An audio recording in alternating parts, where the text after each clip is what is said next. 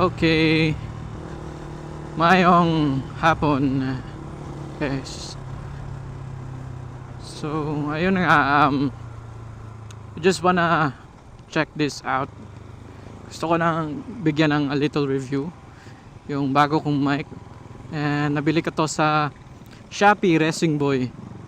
So gusto ko lang ma-check kung kumusta yung performance, kasi nga galing tayo sa isang mumurahin na mic sa Shopee na nabili din natin, nasa 200 plus.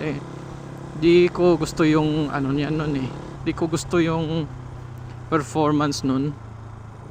So I bought a new mic na nakita ko lang din sa Shopee, pero nakita ko na din may ibang mga vloggers na gumamit na ito, and di rin siya ganon kamahal, at least, di ba?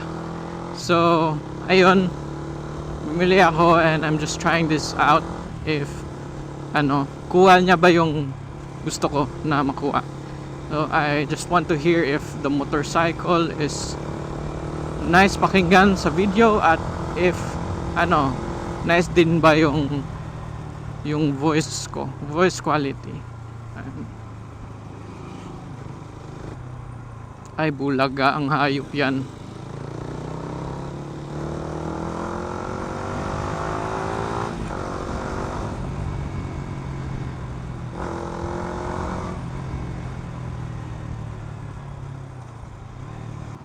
So hopefully maganda lang yung mic.